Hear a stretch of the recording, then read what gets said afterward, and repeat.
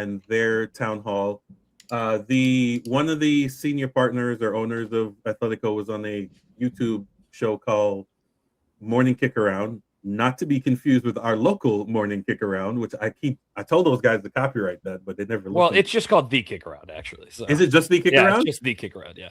Still copyright. I'm just saying. I can't call something The Apple. I'd still get sued, right? So the Apple TV. One of the announcements there is that apparently they're building a bar / street court right across the street from Fair Park and should be open before the World Cup. And I think that's pretty dope. Is this the Den? Is that what they're calling it? Yes. Yes, the Den.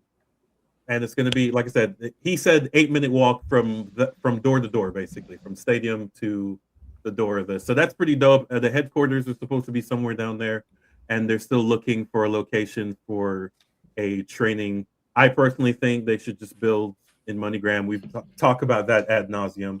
So was it Hubert? Did you go to the... Yeah. By the way, this is right by a dart stop, too, which is kind of cool. Pretty dope. Yeah, so they had a event this weekend. How was it? Yeah, they had a block party. It was pretty fun. I convinced Scott to come up there with me. Street FC was there and Dallas Street Soccer were there, which was, I'm interested in Atletico, but I think I was more interested in seeing the street stuff going on.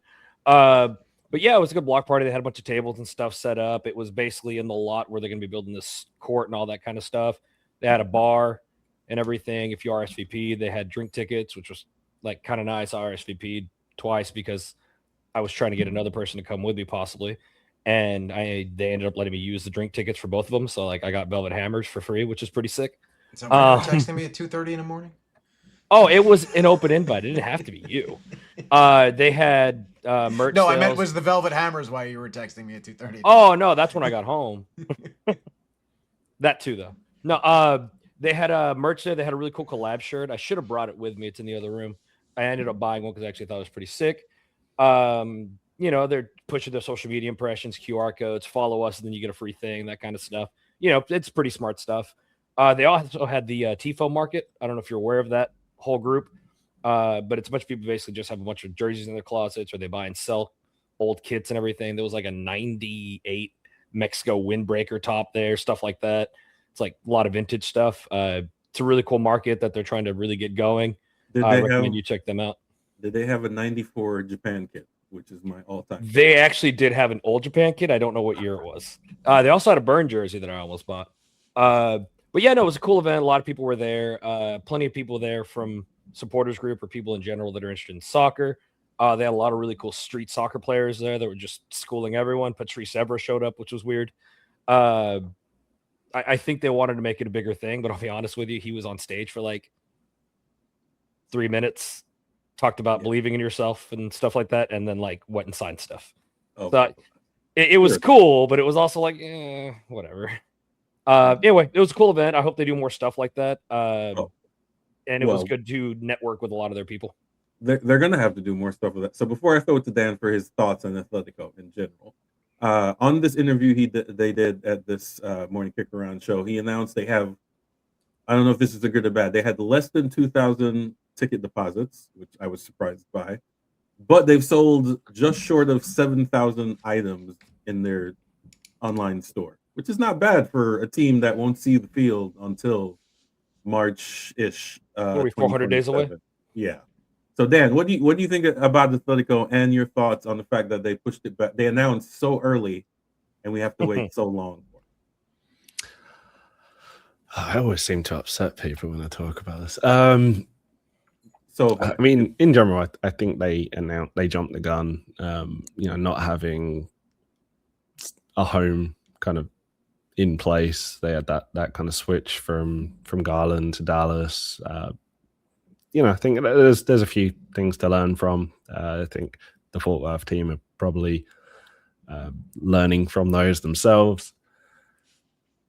I think that they've got to do well to keep the name about, right? You can't just go quiet and then come back and say, "Hey guys, remember us? We are a soccer team." They've got to do their little bits. So I think that the tough part's going to be that transition from lifestyle brand to soccer team with coaches, players, and everything else, actually convert those, well-intentioned deposits into real season tickets. We've seen cases in the past where teams have got these types of pledges, but then first game, not a lot's happened. DFW is a pretty difficult market in terms of soccer. There's a ton of people that treat the sport as a TV show and aren't really that well intentioned on going to a live sporting event. I think Dallas Trinity's kind of been a case in point of that, of trying to make the Cotton Bowl an enjoyable experience to travel to and to be at. But I think these kind of partnerships, they're trying to market themselves. I think they're at least they're keeping the name around, and they're keeping people talking. Whether it's the right market for them, I don't know. Obviously, the market of people that are proven to go to live sporting events is generally an older suburban crowd. But if they can, if they can attract those and the younger market that they're trying to target and generate money out of that, then yeah, fair play to them. Yeah, I think. We've discussed this at a few times now. I think the load was shot too fast. They do have one benefit, right? Is that they'll know very early whether or not it's not going to work. Right? They started so early. They'll know by World Cup, like, all right, well, the interest is not there, and then we can stop. But he sounded very confident on the interview, and I want them to succeed. I know, there were some rumblings that the Fort Worth background, they went radio silent, which is probably, I kind of wish USL would do more of that instead of these, a team's coming here, or a letter of intent, which a letter of intent is up there with memorandum of understanding. They literally mean nothing. And I really wish thought terminating. Yeah, I'm just like, I really, really wish you would just stop doing that, right? Do a letter. If anyone who goes to city council meetings or anything like that, we all know every meeting there's something they sign or some announcement they make that really means nothing until shovels are in the ground. Me and Hubert discussed OKC's stadium, which gorgeous stadium, gorgeous location. But they basically kept quiet until the bond measure they needed to passed. And then they're like, hey, we're ready to go. We have rendering. Shovels are going to be in the ground first quarter. Kind of no questions. Yeah. Right. That's how you're supposed to do it. This whole, and I understand that they started off, it was supposed to be Garland. That was going to be a longer process. I think if they had started off with the Cotton Bowl to begin with, they may have actually started in 26. But because it was supposed to be a brand new greenfield space, they pushed it back. But anyways, the hope is that in 28 we will have Fort Worth, Dallas, and Oklahoma City for a nice triangle of games. So I just want to shout out to them. Dennis, do you have any thoughts on this before we transition out? I mean, look, I like what they're trying to do, right? If they're able to do even half of the stuff that they're really looking to do here around this club, I think it's going to be exciting. I think the idea of revitalizing that Fair Park area is cool, right? Having a place to go down there would be great. I know there's a couple decent spots over there. You turned me on to Noble Coyote Coffee over there. There's a couple little spots there, but there's not a lot down in that area, right? And so some revitalization, some money being dumped back into the community around the stadium and around the Fair Park area, I think is good. And I think that's how you get asses in seats, right? You've got to bring people into the community, right? And that's what they were trying to do with Garland. So, we'll see. But on the merch side, I think it's a similar story with Trinity, right? Trinity's got the top merch sales in the league because they've got some cool stuff, right? They're partnering with some cool designers, and they're building this sort of luxury streetwear brand, and they've got all these different pieces, and it's cool, and it's kind of you bought the t-shirt you were talking about, right? Yeah. I'll have to send y'all a photo, but yeah.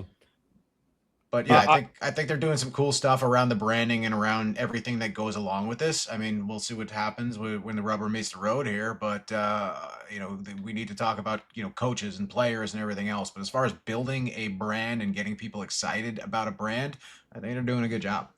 For sure. I want to add Yeah, 3 go ahead. things. That'll be pretty quick. We get 2, and then you're done. Oh no. One of them was that they are planning on doing watch party and stuff for the World Cup, which I think is a no-brainer. And that's one of the ways they're hoping to continue engagement. One of them mentioned that their youth program, they're now operating in Waco as well, which is kind of interesting, kind of cool to see. And I wanted to say one thing about the area though, and I think it's probably part of the reason they're not wanting to have night games at Fair Park right now. It gets dark early, right?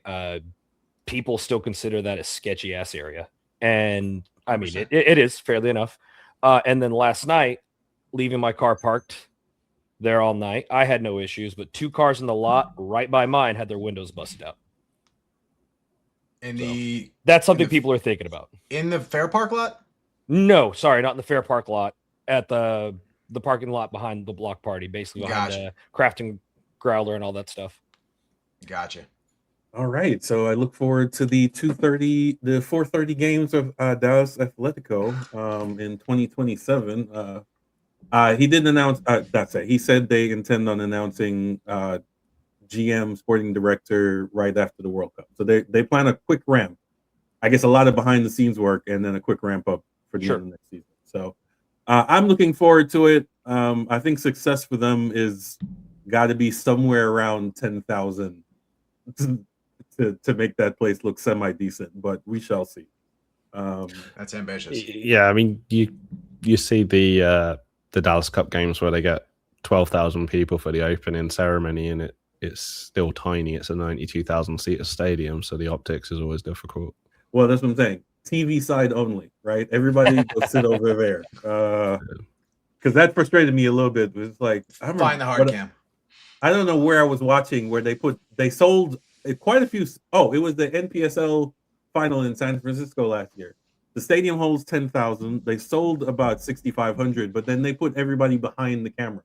So you could hear them, but you couldn't see anybody. And I'm like, this is Tragic. terrible optics. Right. Dallas Trinity moved their cameras to the other side for that same reason last couple of games. Which is good. And hopefully it helps in the future. The weather here is not going to help, but shout out to Dallas Atletico. I look forward to the first. What are we going to call FC Dallas versus Dallas Atletico? We got to find the game that is likely not happening for a decade. Yeah. Oh, that's what I'm going to call it. They're gonna be some friendlies. The first Open Cup match. Sorry, I meant a real one. I meant a real matchup. Yeah. Well, so if they start in 27, the Open Cup is in 27. They should. Bold of you to assume that it will be around. A, B, that MLS will be in it, and C, that the Hunts would even fight to be in it. Dan, before we move on, record, we discussed the format of Open Cup. Quick thoughts on that. What do you think of less teams, less round, etc.? I mean, they've got a perfect excuse with the killing a round with the World Cup this year. It'll be interesting to see how that then rolls into 2027. Obviously disappointing that FC Dallas did well enough to qualify for the cash grab friendlies instead of the Open Cup. Such is life. Don't let them tell you they don't care about their dad's name on that trophy. Okay.